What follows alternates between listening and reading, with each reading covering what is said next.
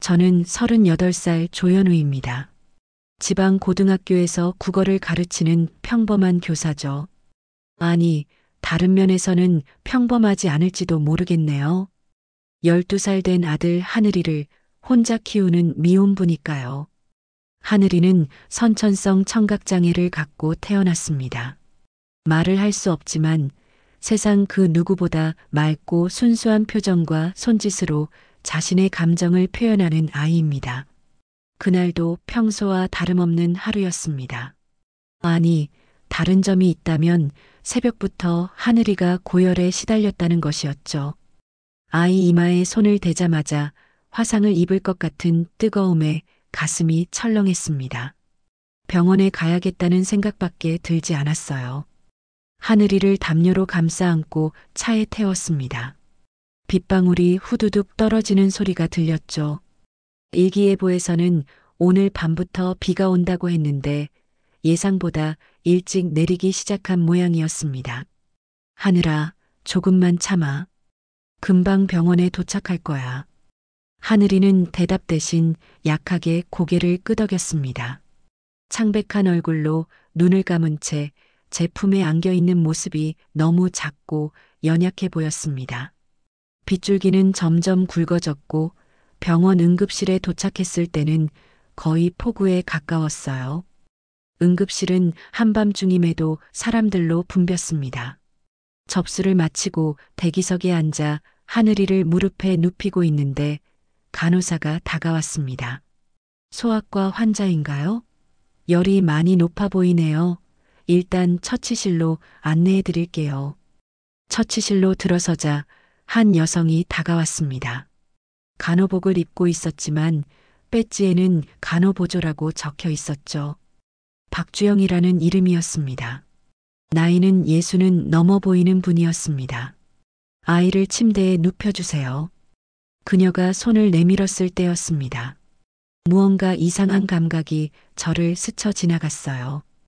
그 손길, 그 향기, 무엇보다 그 눈빛. 너무나 익숙한 것들이었습니다.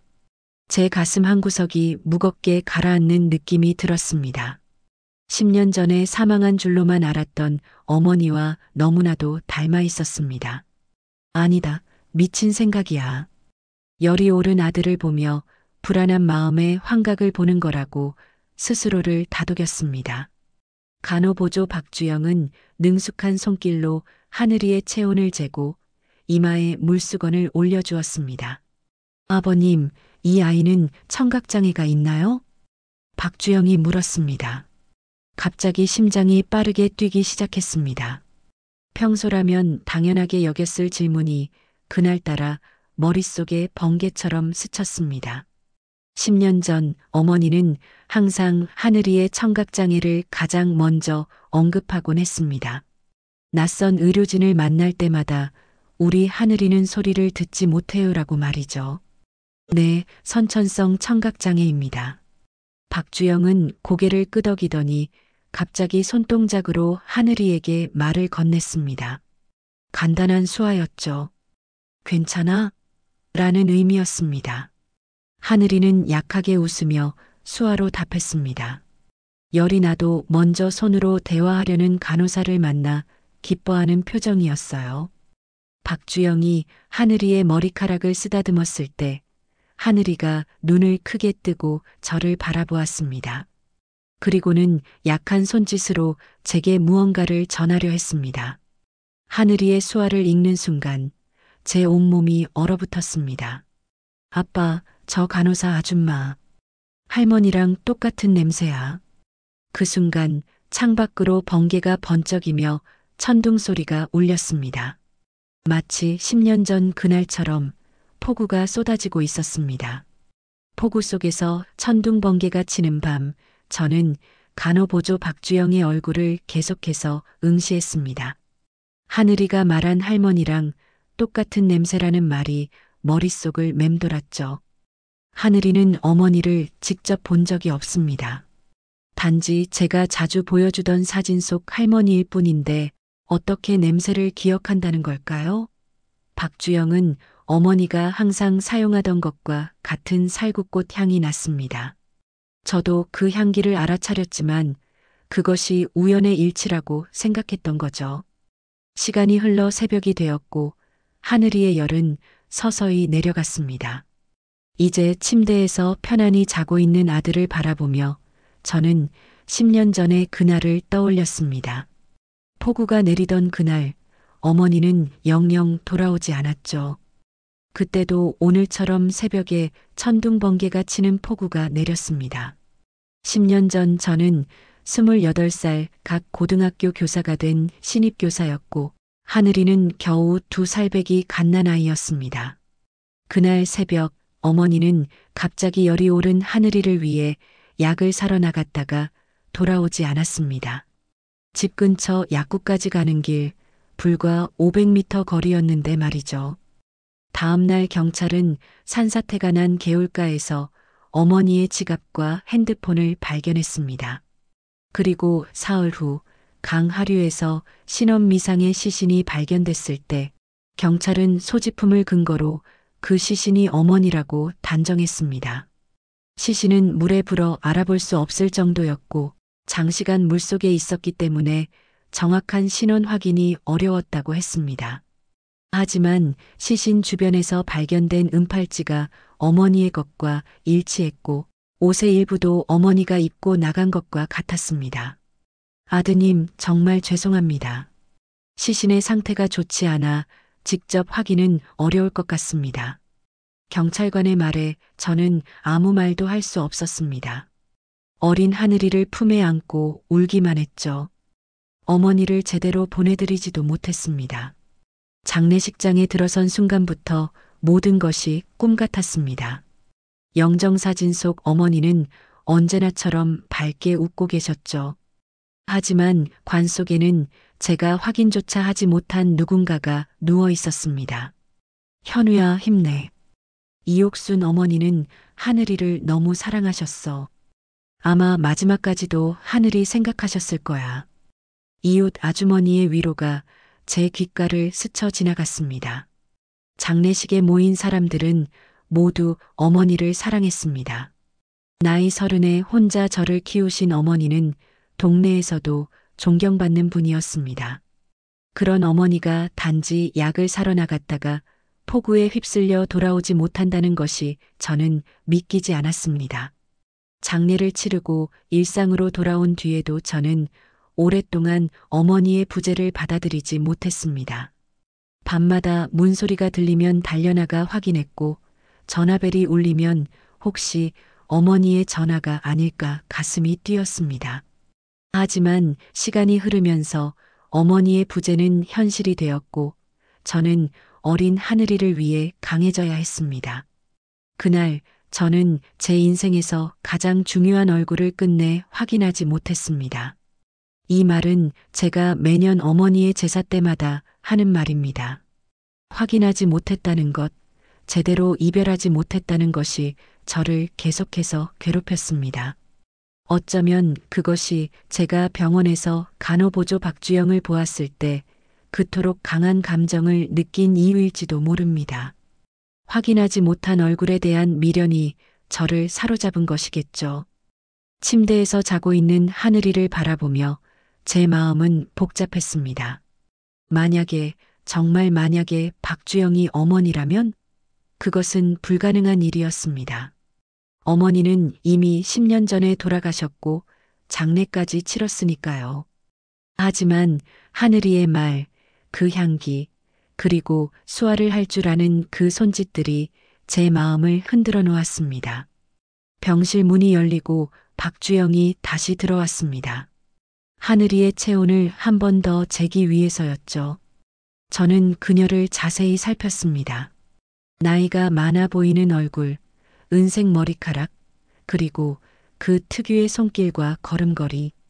분명 어머니와 비슷했지만 10년의 세월이 지났으니 어머니는 지금쯤 68살이 되셨을 테고 박주영도 그 정도 나이로 보였습니다. 아드님, 아이열이 많이 내렸네요. 내일 아침에 의사 선생님 진료받고 퇴원해도 될 것 같아요. 박주영이 말했습니다. 그 목소리에서 어머니의 따뜻함이 느껴지는 듯 했습니다. 저는 용기를 내어 물었습니다. 혹시 제가 물어봐도 될까요? 간호사님은 어디 출신이신가요? 박주영은 잠시 멈춰서더니 미소를 지었습니다. 저요? 여기서 일한 지는 7년 정도 됐어요. 그전에는 잘 모르겠네요. 그 대답에 저는 더 혼란스러워졌습니다. 그전에는 잘 모르겠다는 대답은 무슨 의미일까요? 기억이 없다는 뜻인가요? 더 질문하고 싶었지만 박주영은 이미 다른 환자를 돌보러 병실을 나가고 있었습니다. 저는 창밖으로 여전히 쏟아지는 빗줄기를 바라보았습니다. 마치 10년 전 그날로 돌아간 듯한 느낌이 들었습니다. 아침이 밝아오자 하늘 위의 열은 완전히 내렸습니다. 의사의 진찰을 받고 퇴원 수속을 밟는 동안 내내 간호보조 박주영의 모습이 눈에 밟혔어요. 병원을 나서려는 순간 결심했죠. 반드시 확인해야 한다고. 하늘이를 먼저 집에 데려다 준 뒤 다시 병원으로 향했습니다. 국립요양병원 본관은 작은 시골 도시의 한적한 곳에 자리 잡고 있었어요. 넓은 주차장을 지나 병원 로비에 들어서자 소독약 냄새가 코끝을 스쳤죠. 어젯밤의 폭우는 잦아들었지만 하늘에는 여전히 먹구름이 가득했습니다. 마음도 그랬어요. 분명한 건 어떤 답을 찾아야 한다는 것뿐이었습니다. 안내 데스크에서 안전관리팀 위치를 물어본 후 2층으로 올라갔어요.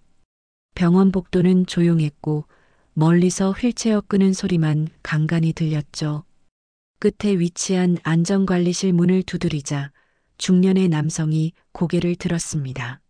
무슨 일로 오셨습니까? 병원 안전관리팀장 박성민은 의아한 표정을 지었지만 자리에 앉도록 했어요. 간략히 어젯밤 있었던 일과 어머니와 박주영의 닮은 점에 대해 설명했죠. 내 이야기를 들은 박성민의 표정이 점점 진지해졌습니다. 박성민은 말했어요. 박주영 간호보조는 7회 전 이 병원에 왔습니다. 정확히는 지역 복지센터를 통해 온 무연고자였죠. 무연고자라는 단어가 내 귀를 강하게 때렸습니다. 온몸에 소름이 돋았어요. 당시 내가 알기론 어머니는 이미 세상을 떠나셨고 장례까지 치렀는데 어머니를 닮은 사람이 무연고자라니. 심장이 빠르게 뛰기 시작했죠. 박성민은 컴퓨터를 켰습니다. 공식 기록상으로는 아무것도 없습니다. 병원에 오기 전에 이력이 전혀 없죠. 그는 잠시 망설이더니 한 폴더를 열었어요. 박주영 씨는 처음 왔을 때부터 이 은팔찌 하나만 간직하고 있었습니다. 그것만은 절대 떼지 않았죠. 화면에 나타난 사진 속 은팔찌를 보는 순간 심장이 멎는 듯 했습니다. 그것은 분명 어머니의 은팔찌와 똑같았어요. 13살 생일에 제가 어머니께 드린 것이었죠. 안쪽에는 사랑해요. 어머니라는 글자가 새겨져 있었습니다. 박성민이 놀란 눈으로 나를 바라보았어요. 어떻게 아셨죠? 사랑해요. 어머니라고 새겨져 있습니다. 온몸에 전율이 흘렀습니다. 이것은 결코 우연이 아니었어요. 어머니의 유일한 유품과 일치하는 은팔찌, 그 특유의 향기, 하늘이를 대하는 방식까지 모든 것이 내 추측을 뒷받침했습니다. 박성민은 화면을 몇 번 더 클릭하더니 오래된 파일을 열었죠. 7회 전 복지센터 기록에 따르면 3년 전 대형 폭우가 있던 날 인근 산사태 지역에서 구조된 여성이라고 합니다. 신원 미상, 기억 상실, 중증 외상 그게 다입니다. 3년 전이라면 어머니가 실종된 지 10년이 됐으니 7년 전이었어요. 그렇다면 어머니는 실종 후 3년 동안 어디서 무엇을 하고 계셨던 걸까? 그 기간 동안의 공백이 나를 더욱 혼란스럽게 했습니다. 박성민의 표정이 놀라움으로 가득 찼어요. 그럼 박주영 씨가 혹시 조현우 선생님의 어머니라는 말씀인가요? 고개를 끄덕였죠. 신원공란, 기억상실, 그리고 은팔찌 어머니의 유일한 유품과 일치한다면 갑자기 사무실 안이 조용해졌어요. 창밖에서는 다시 비가 내리기 시작했습니다.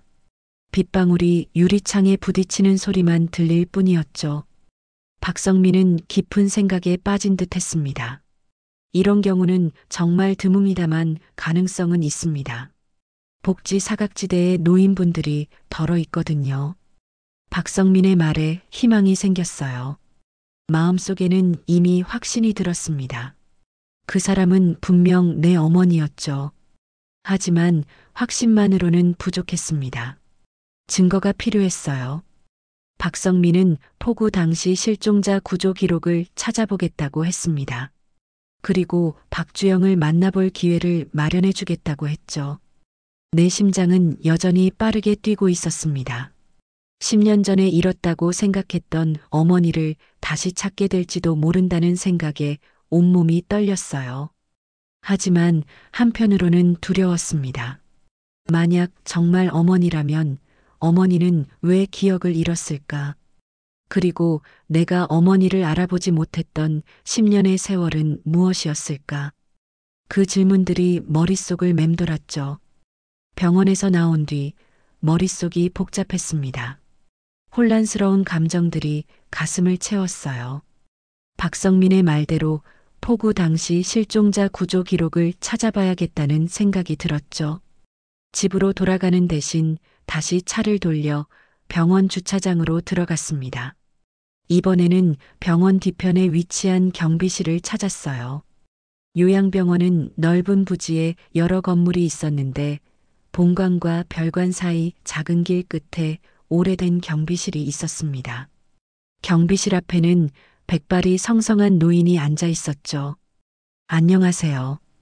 이 병원에서 오래 근무하셨나요? 노인은 고개를 끄덕였습니다. 이제 12해 됐네. 12해면 어머니의 실종 사건이 있기 전부터 이곳에 계셨던 겁니다. 가슴이 뛰었어요. 노인에게 10년 전 큰 폭우가 있었을 때도 여기 계셨는지 물었습니다. 노인은 그때 산사태로 뒷산이 무너지고 사람들이 많이 다쳤다고 말했죠. 노인의 기억은 또렷했습니다. 제 심장은 점점 빠르게 뛰기 시작했어요.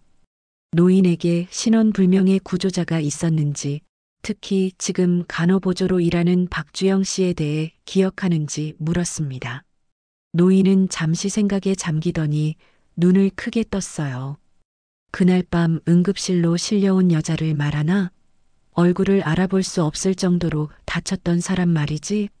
내 심장이 멎는 듯 했습니다. 노인에게 자세한 이야기를 부탁했어요. 그날 밤 11시쯤 소방대원들이 한 여성을 실어왔다고 했죠.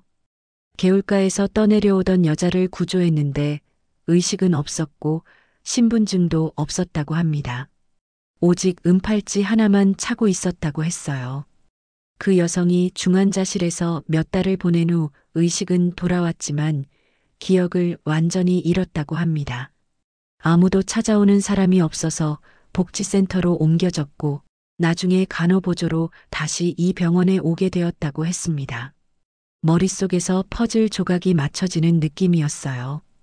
폭우 속에 실종된 어머니, 다른 곳에서 구조된 신원미상의 여성, 그리고 훼손된 시신이 어머니로 오인된 사건. 이 모든 것이 하나로 연결됐죠. 노인에게 10년 전 그 폭우의 밤에 얼마나 많은 사람들이 다쳤는지 물었습니다. 노인은 5명이 사망했고 10여 명이 부상당했다고 했어요. 신원 확인이 안 된 사람도 있었다고 했습니다. 그럼 혹시 박주영 씨 말고도 신원 불명의 시신이 있었나요? 노인은 고개를 끄덕였습니다. 한 구가 더 있었어. 개울가에서 발견됐는데 알아볼 수 없는 상태였지. 심장이 쿵 내려앉는 느낌이었어요. 그 시신이 어머니로 오인된 것이 틀림없었습니다. 하지만 어머니는 살아있었던 것이죠. 기억을 잃고 신원을 잃고 그렇게 7회를 살아온 것입니다. 그 여자가 바로 그 간호보조라면요? 10년 전 실종이 아니라 구조였던 겁니다. 경비원 노인은 박주영 씨가 의식을 찾았을 때 완전히 기억을 잃었다고 했습니다. 자신의 이름도 가족도 과거도 모두 잊어버렸다고 했어요. 일상적인 것들만 할 수 있었죠. 숨이 턱 막혔습니다. 어머니는 모든 것을 잊은 채 새로운 이름으로 새로운 삶을 살아온 것이었어요. 그리고 저는 10년 동안 어머니를 잃은 줄로만 알고 살아왔죠. 노인에 따르면 박주영 씨는 아이들, 특히 장애가 있는 아이들에게 특별한 관심을 보였다고 했습니다. 비 오는 날이면 창가에 오래 서 있곤 했다고 했어요. 마치 무언가를 기다리는 것 같았다고 합니다. 어머니였습니다. 분명 어머니였어요. 하늘이를 특별히 챙겼던 이유도 그 살구꽃 향수도 수화를 할 줄 아는 것도 모두 이해가 됐죠. 어머니는 모든 것을 잊었지만 몸은 기억하고 있었던 겁니다. 경비실을 나오며 노인에게 고마움을 전했어요. 병원 주차장에 홀로 서서 하늘을 올려다보았습니다. 다시 빗방울이 내리기 시작했죠. 10년 전 그날처럼 말입니다. 지금 해야 할 일이 무엇인지 분명했습니다. 박주영 씨, 아니 어머니를 만나야 했어요. 그리고 진실을 밝혀야 했죠. 어머니를 되찾을 방법을 찾아야 했습니다. 하지만 어떻게 접근해야 할지 고민이 됐어요. 천천히 접근해야 했어요. 어머니의 기억을 조금씩 일깨워야 했죠. 그리고 그 열쇠는 바로 하늘이에게 있다는 생각이 들었습니다. 하늘이와 함께 어머니를 만나야 했어요. 그리고 가족사진, 어머니가 소중히 간직했던 물건들을 보여주며 기억을 되살려야 했습니다. 차에 오르며 집으로 향했습니다. 집에 도착하면 가장 먼저 오래된 앨범을 찾아야겠다고 생각했어요. 그 속에는 어머니와 함께했던 행복한 시간들의 기록이 있었죠. 집으로 돌아와 하늘이에게 상황을 설명하기란 쉽지 않았습니다. 청각장애가 있는 하늘이는 수화로 소통하지만 복잡한 감정이나 상황을 전달하는 것은 늘 어려운 일이었어요. 그래도 하늘이는 제 말을 이해하려고 노력했습니다. 그 아이의 맑은 눈을 바라보며 어젯밤 병원에서 만난 간호보조 아주머니가 할머니일지도 모른다고 설명했죠. 하늘이는 처음에는 혼란스러워했습니다. 죽은 줄 알았던 할머니가 살아있다니 12살 아이에게는 이해하기 어려운 상황이었을 테죠. 하지만 곧 하늘이의 눈이 반짝이기 시작했어요. 항상 사진으로만 보았던 할머니를 실제로 만날 수 있다는 생각에 들뜬 모습이었습니다. 오래된 앨범을 찾아 침실 옷장 위에서 꺼냈어요. 먼지가 쌓인 앨범을 열자 어머니의 모습이 담긴 사진들이 나왔습니다. 어머니와 제가 함께 찍은 사진, 어머니가 갓 태어난 하늘이를 안고 있는 사진, 세 식구가 공원에서 찍은 가족 사진도 있었죠. 그 중에서도 하늘이가 돌을 맞았을 때 찍은 가족 사진이 마음에 들어왔습니다. 어머니가 특별히 아끼던 사진이었어요. 하늘이에게 병원에 가서 박주영 씨를 만나보자고 했습니다. 하늘이는 기쁜 마음으로 고개를 끄덕였죠.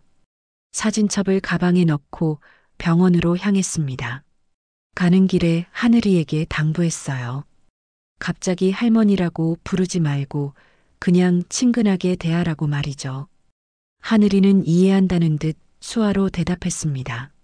병원에 도착했을 때는 오후 3시가 조금 지났어요. 박성민에게 미리 전화해 상황을 설명했기 때문에 그는 우리를 상담실로 안내했습니다. 박성민은 말했어요. 박주영 씨에게 상황을 간략히 설명했습니다. 조심스럽게 접근하는 게 좋겠네요.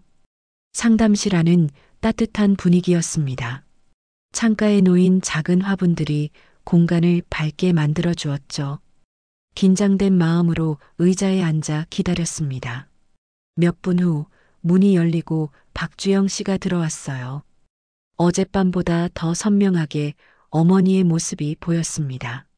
같은 눈매, 같은 손길, 그리고 그 특유의 따뜻한 분위기까지.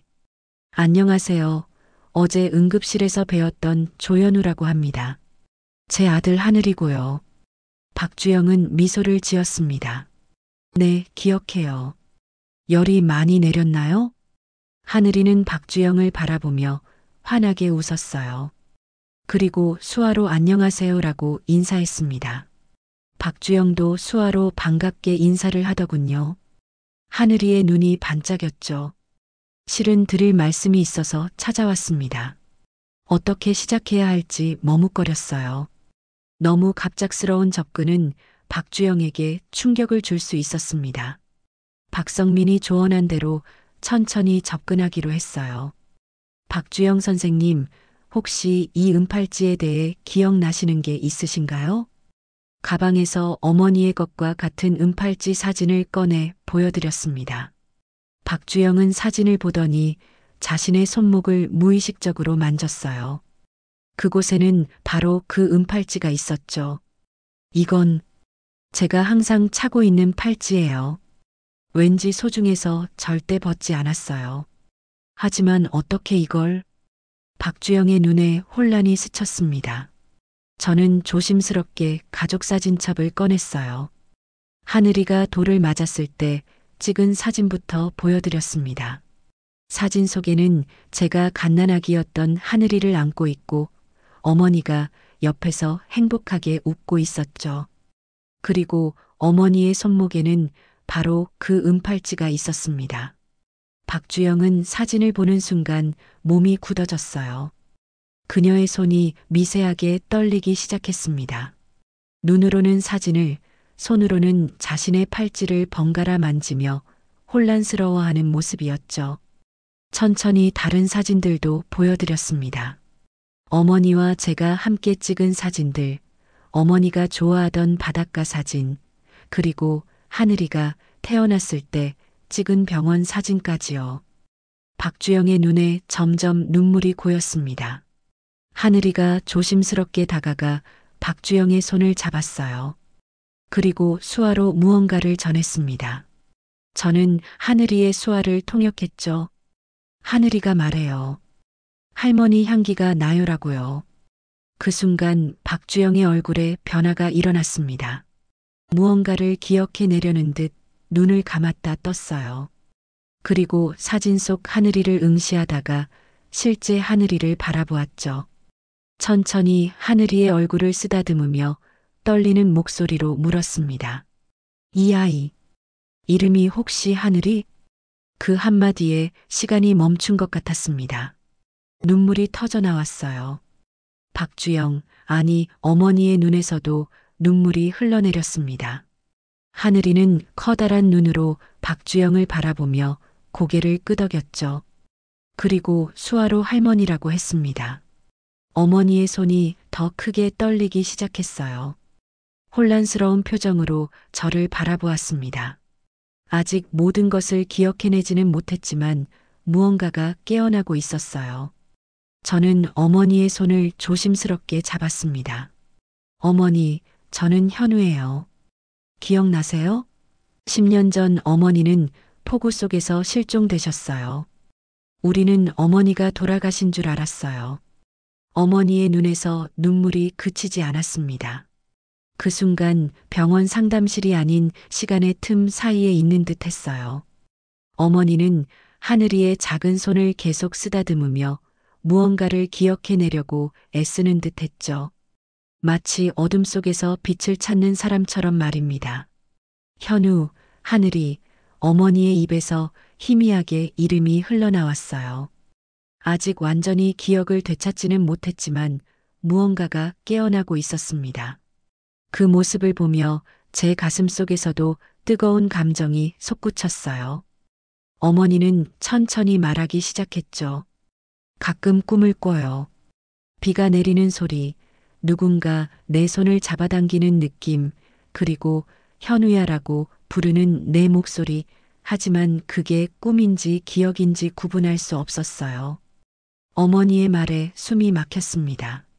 그것은 분명 10년 전 그날 밤의 기억이었을 거예요. 어머니가 약을 사러 나갔다가 폭우에 휩쓸렸던 그 순간의 기억일 테죠. 박성민이 조심스럽게 다가와 말했습니다. 박주영 씨, 아니 이옥순 씨의 기록을 찾아봤어요. 당시 구조 기록에 따르면 얼굴을 알아볼 수 없을 정도로 심하게 다쳤었죠. 지문도 모두 소실되었고요. 어머니는 자신의 손을 내려다보았어요. 손가락 끝에는 희미한 흉터가 남아 있었죠. 의사들이 그랬어요. 제가 강물에 떠내려오다 바위에 부딪혔고 여러 날 동안 의식 없이 떠다녔을 거라고 했지요. 상상조차 할 수 없는 고통이었을 겁니다. 제 눈에서 눈물이 흘러내렸어요. 어머니가 겪으셨을 공포, 그리고 홀로 지내셨을 세월을 생각하니 가슴이 미어졌죠. 돌아오지 않은 게 아니에요. 저는 그냥 기억을 잃었을 뿐이었어요. 어머니의 말이 제 가슴을 더 아프게 했습니다. 어머니는 돌아오고 싶었지만 돌아올 수 없었던 거예요. 우리는 어머니를 찾지 못했고 어머니는 우릴 기억하지 못했죠. 하늘이가 다시 어머니에게 다가가 안겼어요. 어머니는 하늘이를 꼭 안아주었습니다. 그 모습을 보는 것만으로도 제 마음이 따뜻해졌어요. 10년 동안 하늘이는 할머니의 사랑을 알지 못했지만 이제 그 사랑을 느낄 수 있게 된 것입니다. 이 아이가 정말 하늘이구나. 어머니가 하늘이의 머리를 쓰다듬으며 말했어요. 내가 자주 꿈에서 봤던 아이야. 그 맑은 눈동자, 그 웃음, 분명 꿈에서 봤어. 머리로는 아직 완전히 기억하지 못하더라도 어머니의 가슴은 하늘이를 알아본 것 같았어요. 그리고 그것이 어머니의 기억을 되살리는 열쇠가 될 것이라 믿었습니다. 어머니가 간호보조로 일하면서 항상 청각장애 아이들에게 더 관심이 갔다고 합니다. 왜 그랬는지 이제야 알겠다고 속에서는 하늘이를 찾고 있었던 것 같다고 말씀하셨어요. 박성민이 의료 기록을 더 살펴보겠다며 자리를 비웠습니다. 우리 가족만 남게 되자 어머니는 더 많은 것을 기억해내기 시작했어요. 제가 어렸을 때 좋아했던 음식, 하늘이가 태어났을 때의 기쁨, 그리고 우리 집 뒤뜰에 있던 살구나무까지요. 어머니는 자신이 즐겨 쓰던 향수가 살구꽃 향이었는지 물었습니다. 맞다고 하자 놀란 표정이었죠. 기억은 나지 않았지만 몸이 기억하고 있었던 것 같다고 합니다. 병원에 와서 처음 쇼핑할 때 본능적으로 그 향수를 골랐다고 했어요. 몸의 기억이라 생각해보니 어머니는 수화도 여전히 할 줄 알았습니다. 하늘이가 태어났을 때부터 어머니는 하늘이와 소통하기 위해 수화를 배웠었죠. 그 기억도 몸에 남아 있었던 겁니다. 어머니의 기억은 여전히 조각조각 흩어져 있었어요. 어떤 부분은 선명하게 떠올리시는가 하면 또 다른 부분은 완전히 빈칸이었습니다. 의사들은 이런 상태가 지속될 수도 아니면 점차 더 많은 기억을 되찾을 수도 있다고 했어요. 하지만 그건 중요하지 않았습니다. 중요한 건 우리가 다시 만났다는 사실이었죠. 어머니를 되찾았고 하늘이는 할머니를 갖게 되었어요. 어머니가 모든 것을 기억하지 못하더라도 우리는 새로운 추억을 만들어갈 수 있었습니다. 어머니는 이제 어떻게 해야 할지 불안한 눈빛으로 물었어요. 법적으로는 이미 죽은 사람인데 말이죠. 그 말에 현실을 직시하게 되었습니다. 맞아요. 어머니는 법적으로는 이미 사망한 사람이었습니다. 어머니의 신분을 되찾기 위해서는 복잡한 법적 절차가 필요할 것이에요. 하지만 그건 나중에 생각할 문제였습니다. 지금은 그저 어머니와 함께하는 이 순간이 소중했어요. 어머니의 정체가 밝혀지자 병원에서는 신속하게 행정 절차를 시작했습니다. 박성민은 경찰과 지역 복지센터에 연락해 상황을 설명했죠. 그의 도움으로 우리는 실종 사건의 진실을 파헤치기 시작했습니다. 경찰청에 보관된 10년 전 기록을 다시 살펴보는 과정이 시작된 것입니다. 경찰 기록을 통해 충격적인 사실이 드러났어요. 어머니로 오인된 시신은 사실 같은 동네에 살던 김씨 아주머니였습니다. 그분도 그날 밤 폭우에 휩쓸려 사망했는데 시신이 심하게 훼손되어 신원 확인이 어려웠죠. 그런데 어머니의 지갑과 핸드폰이 김 씨 아주머니 근처에서 발견되었고 그것이 오인의 결정적 계기가 되었던 겁니다. 조사관은 그날 상황을 설명했어요. 폭우로 인한 산사태로 마을 전체가 큰 혼란에 빠졌고 여러 명이 사망하거나 실종되었다고 합니다. 혼란 속에서 어머니의 소지품과 김 씨 아주머니의 시신이 서로 뒤바뀐 것으로 추정된다고 했죠.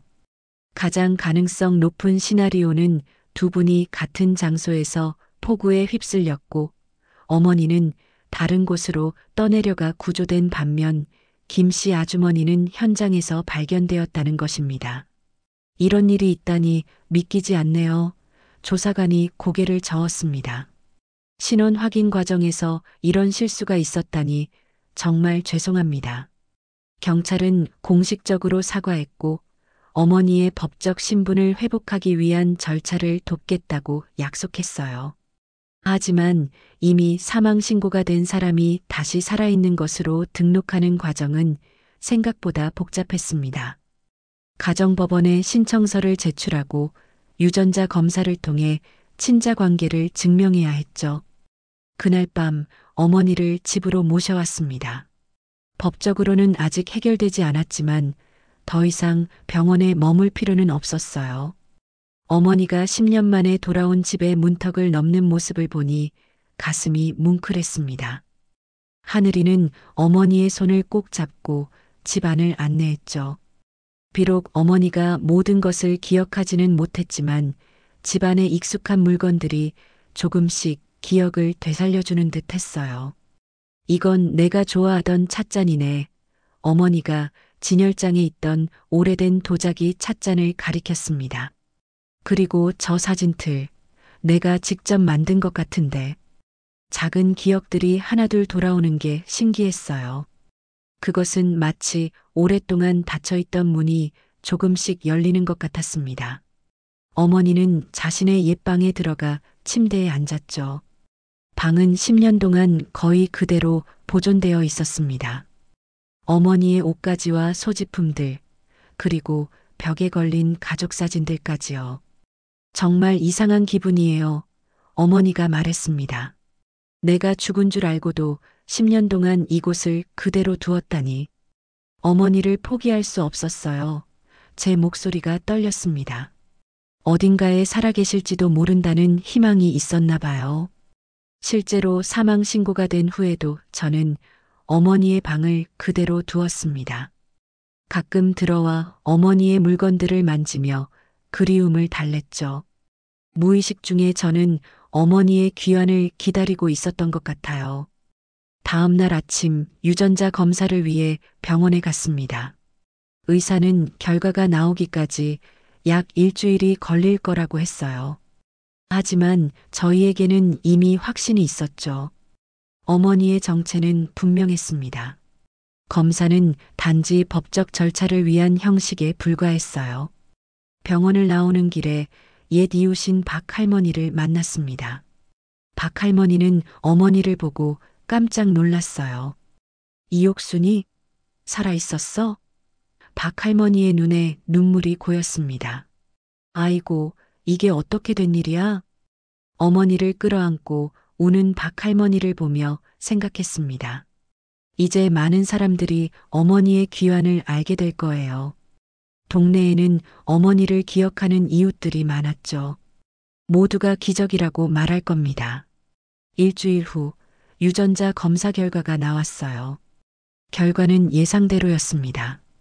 박주영이라는 이름으로 살아온 분이 이옥순, 바로 제 어머니였죠.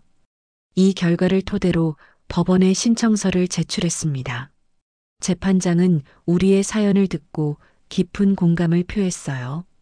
그리고 빠른 시일 내에 어머니의 법적 신분을 회복해주겠다고 약속했습니다. 이번엔 내가 끝까지 확인할 거예요. 다시는 당신을 놓치지 않겠습니다.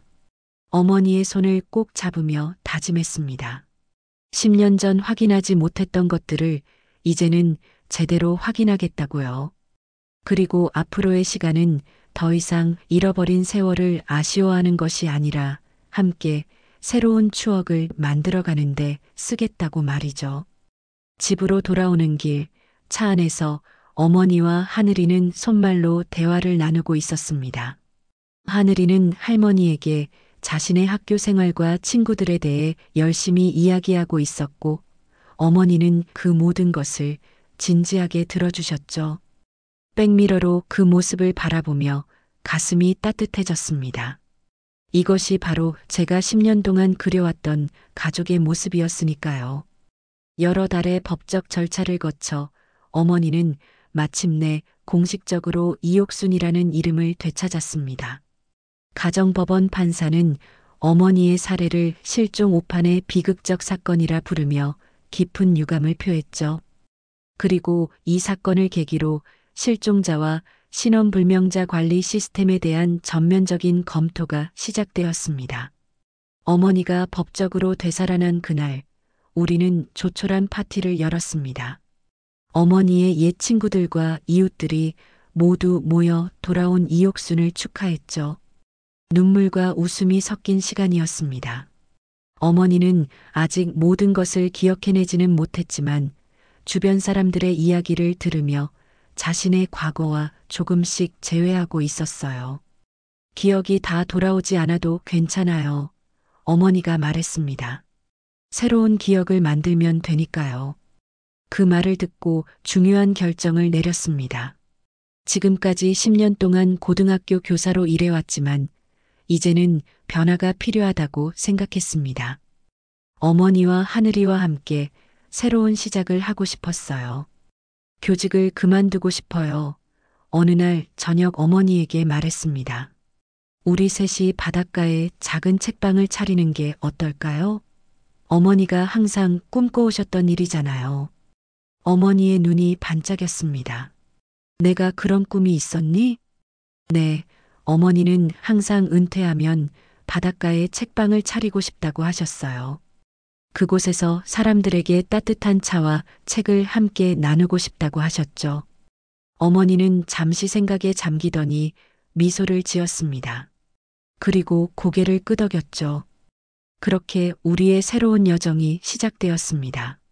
한 달 후, 우리는 집을 팔고 남해안의 작은 어촌 마을로 이사했습니다. 그곳에는 바다가 보이는 오래된 목조 건물이 있었죠.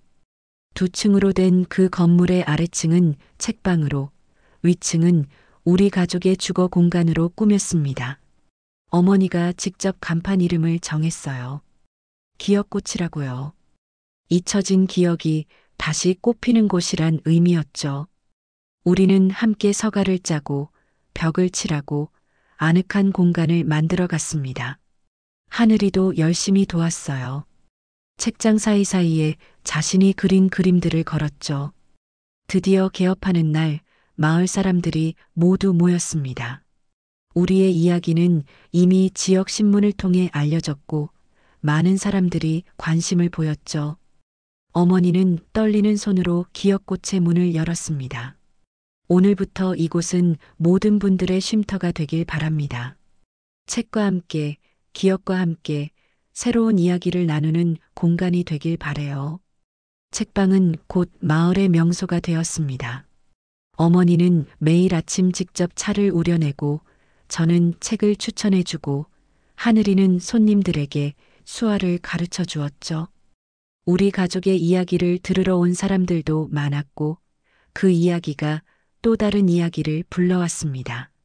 어느 날 한 노인이 책방을 찾아왔어요. 그는 자신의 동생을 오래전에 잃었다며 우리 이야기를 듣고 희망을 얻었다고 했습니다. 또 다른 날에는 입양된 아이가 자신의 친부모를 찾는 과정에 대한 책을 출간했다며 사인회를 열고 싶다고 했죠. 그렇게 기억꽃은 단순한 책방이 아닌 잃어버린 연결을 되찾는 사람들의 모임 장소가 되었습니다. 하늘이는 새 학교에서 새 친구들을 사귀었고 특히 수화에 관심 있는 아이들이 많이 모였어요. 하늘이가 이끄는 작은 수화 동아리까지 생겼죠. 어머니는 그 아이들에게 수아와 함께 따뜻한 간식을 대접하곤 했습니다. 어머니의 기억은 완전히 돌아오지 않았지만 그것은 더 이상 중요하지 않았습니다. 대신 매일 새로운 기억들이 쌓여갔어요. 하늘이가 처음으로 소리내어 할머니라고 연습하는 모습, 어머니가 오래된 요리법을 떠올려 저녁을 준비하는 모습, 우리 셋이 바닷가를 걸으며 찍는 새로운 가족 사진들까지. 한 번은 어머니가 문득 저에게 물었습니다. 현우야, 내가 돌아와서 행복하니? 그 질문에 저는 한참을 울었습니다. 말로 표현할 수 없는 감정이 북받쳐 올랐거든요. 어머니가 돌아오신 것은 제 인생 최고의 선물입니다. 다시는 놓치지 않을 거예요. 어머니는 미소 지으며 말했습니다. 사실 난 한 번도 떠난 적이 없었어. 내 몸은 여기 있었고 내 마음도 늘 너희와 함께였으니까. 그 말이 진실이라고 느꼈습니다. 비록 10년이라는 시간은 흘러갔지만 우리를 연결하는 사랑의 끈은 결코 끊어지지 않았던 거죠. 그리고 앞으로도 그럴 것입니다. 오늘도 기억고체는 손님들로 북적입니다. 어머니는 창가에 앉아 바다를 바라보며 차를 마시고 하늘이는 작은 무대에서 친구들과 수화 공연을 연습하고 있죠. 저는 책장 사이를 오가며 손님들에게 책을 추천합니다. 실종됐던 것은 어머니가 아니라 우리의 시간이었습니다.